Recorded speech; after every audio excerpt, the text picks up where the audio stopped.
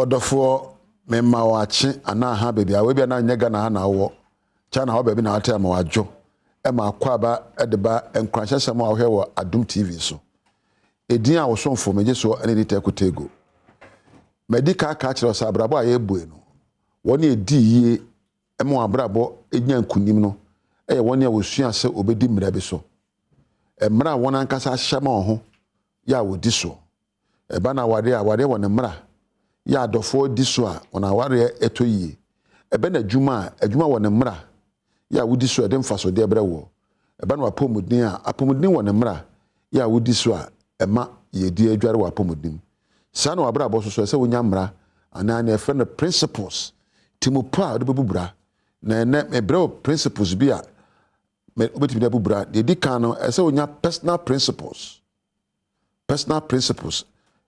a wankasa edimu ma wo de di kan se wo kire se de wabra bo hunu hufa have your self identity tosu mienu define your values se hunu nyoma esombo ma wo tosu miensa conduct a self audit wankasa fo wabra bo to nsem anasa nemu ne pusu ne bisebisemu nyoma ekoye nyoma enkoye ne panie be koye na fabubra toso enai become a high achiever se obo se media ni ame bia medin kunim we na your personal principles na afi wa ba ne fe psychological principles eye nyoma enam empo adwene kwan so a babubra the decano take a step back and gain perspective once oni pa bia ba ye bibia wo hwe nyoma nemu wakasa we de ye meye we de ye menye sa na na ese upusumu yie na ebisa ho ne ye ma wabrabo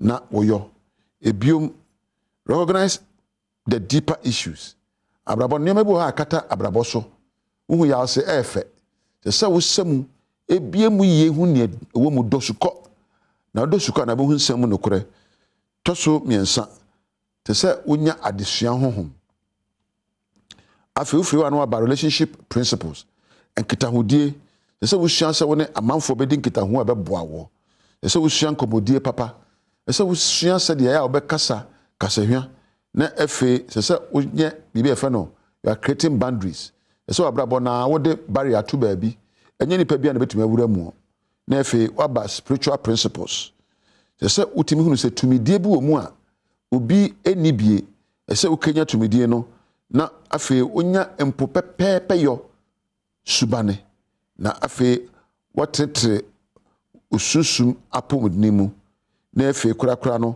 waba na afi na healthy principles wadua na abedie se da abadwina afa enempo enioma a obeyefo abrabo mu nyinara se odwene ho eyie se me kasa personal principles a na me ya kasa asema se obisa ho eye nsamfo anum we me ye hwan me kasa ye hwan me misa wudini ene adwuma ma oye me kire nioma se wudini ho na wabodni kan ho nye oba ne be ma oye na wo ye hwane de ntina ye frɛ wo de na betimi ada di se wo da di soronko ena toso mienu hi na wo fire me kan se oye frɛ mantam ni ana afiri nkra ha ana santemam when I ask where are you from I'm asking your heritage na say the amanfo say ye kra de afiri apotromu ebesi bibi pam pemini e ba da bi otwedi ampo bi na eto no bo ebo se ne so you are an image and likeness of God to biom why am I here I didn't know what you are here unim se o ma me no papa enya mpasogoro no enwa be 400 million and the free papa ho ekoto papa o ma me yam ba ko pe ne timi ko da o ma me nkosua so a e adwuma sankosua no enewo. So you are not here by accident, nor by mistake. You are here to make an impact. Tosubium, what can I do? My brother boy didn't bet me there. I didn't bet me in Soronqua. My brother Ebeye Soronqua, I will depend him. Crack, where am I going? Your destiny. You can't where you are going, and just say we can't cry Kumase. And he now do a braboko. If in there, say fear me no anymore. You fear no more ebay, and then fear do. He now do a braboko. Then now the bro be ya a beja a chimpa amenchirima. No one will hold you responsible for how you live your life but yourself. obi ani ho na hwe abrabo so jize wankasa obe kire se fan ha e be kasa menye we ba wo na wonim ne ese wo ya abrabo ebeye. You should know what to do, for you are answerable to yourself and to your God. When you ask yourself, who are you now? It means your self-identity. You can say, "Why I be adwin so me a doctor ni, me a nurse ni, me a bawafo, me a papa." There be another ka ho. You can say, "Why your self-identity is beyond your social ideations and your cognitive beliefs.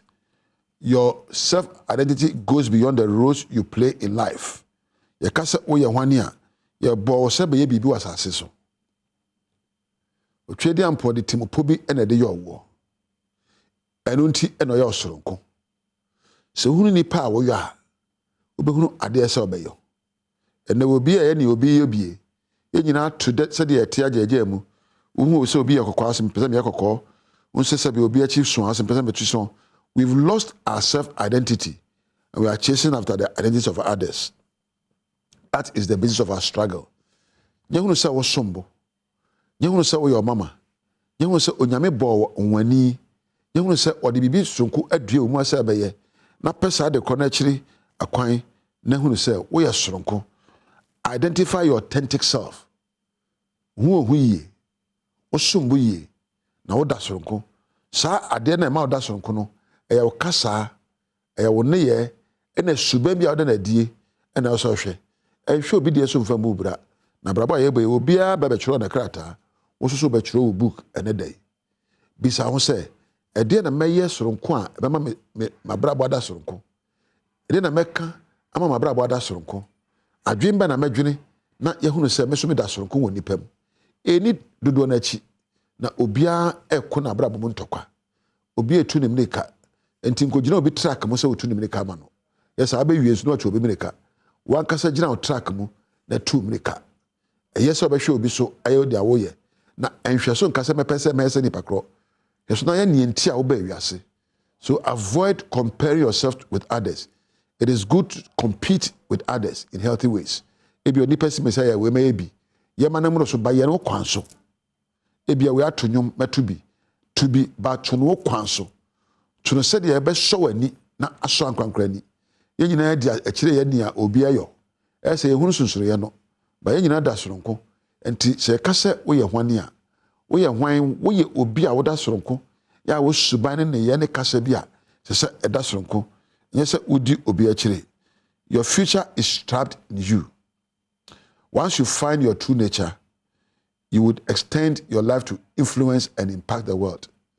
Abraba wotimi oba se oba impact senkrofo se wa brabo susun so be kankrofo na ebia ye na wani agye sa ne ye na abeya a ebe kankrofo ne gye na apagya nkrofo no ena se hunu se wo yo odofo ena de bisa ho se mi pia me koi ede na meyo ama brabo be kan obi na kenya no na wanya na gye na brabo asombo ama no infie mu embonten so ne me maso ubisa ho sa asem ya obedi akire na wabrabo beda soronko me bom pa ese obeka nsempa ide safata ye be mo wada mu frakope na wada nso e woni pa nyina mu edin yam yeso ani ni tekotego ma me na Priscilla e me producer ase na me na camera MCR e na sound fo nyina ase wochina nyame Adom e be senhia woni onyame entina odofo me ma wache ana ha bebia we bia na nyega na ha na wo chana ho baabi na ate ama wajo e ma akwa ba e de ba Nkuranhyensem a